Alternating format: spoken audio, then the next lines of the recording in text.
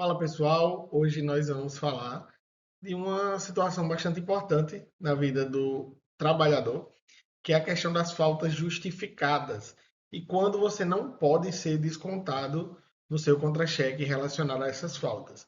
Entender esses direitos, esses deveres, é fundamental para garantir, não só como trabalhador, mas também como empresa, garantir que você não perca dinheiro e que o trabalhador ele se ausente do trabalho sem o desconto, haja vista que a legislação abarca essas situações.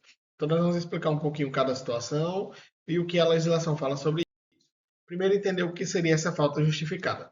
Falta justificada ela é uma situação que a CLT permite em que o funcionário, o trabalhador, ele falte sem que isso seja descontado no seu salário.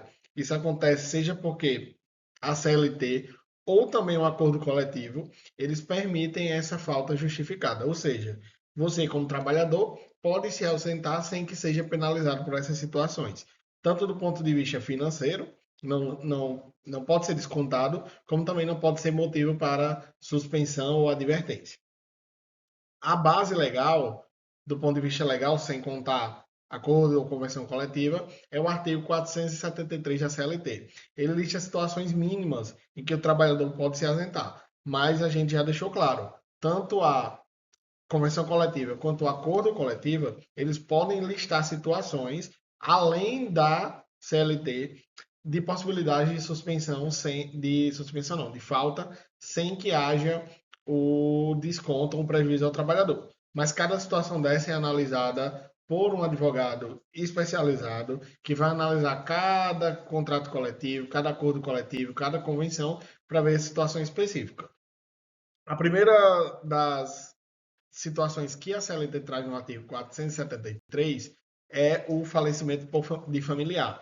O funcionário ele tem até 2 dias consecutivos para o caso do luto, ou seja, quando há a morte de algum familiar. Mas fica atento, essa ausência ela não se dá para todos os tipos de familiares. Então a CLT ela vai tratar alguns familiares específicos em que o trabalhador ele vai poder ter direito a essa licença de até 2 dias consecutivos. São eles os cônjuges, os pais, os avós, filhos, netos e irmãos e também aqueles que são dependentes declarados. Então, excetuando essas situações, a empresa, obviamente, ela pode permitir ao funcionário faltar nesses dias, mas a CLT traz somente esses casos desses familiares como vitais para a dignidade do trabalhador e respeitando esse período de luto. Outra situação que a CLT vai trazer é o casamento. E aí, para o casamento, que é o que a lei chama de licença gala, os, os trabalhadores ele têm até 3 dias consecutivos para faltar. Esse é um direito garantido e a comprovação se dá via certidão de casamento, não podendo haver desconto, como a gente já falou, nenhum tipo de desconto, suspensão ou advertência relacionada a isso, tendo direito aí de 3 dias consecutivos para essa licença relacionada ao casamento. Outra licença é a licença relacionada a nascimento ou adoção. A licença maternidade que atualmente está em 120 dias e a paternidade que, inclusive, houve um aumento recentemente no nosso país, que aumentou para 5 dias.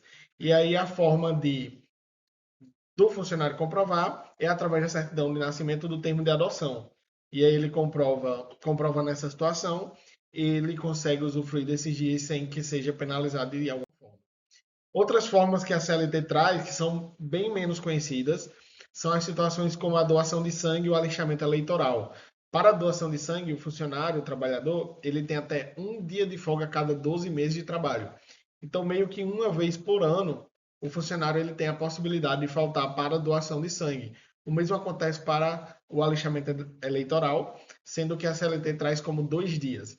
Então, o funcionário ele tem até 2 dias consecutivos ou não para promover o alistamento eleitoral e ficar com a sua cidadania em dia.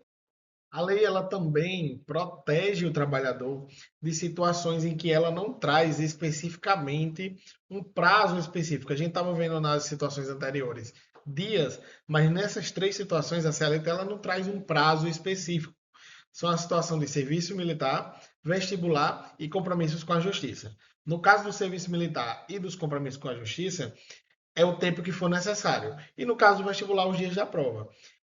Os compromissos com a justiça, que podem ser desde ser testemunha ou ter alguma ação e vai precisar de uma audiência, participar do júri popular, por exemplo, são situações em que a CLT entende e protege essas situações de um prejuízo ao trabalhador, haja vista elas serem situações importantes. Deveres cívicos. Por fim, outro direito que a CLT traz é a questão da saúde e da família. E aí nós podemos citar três direitos que a CLT traz. O primeiro é exames de câncer.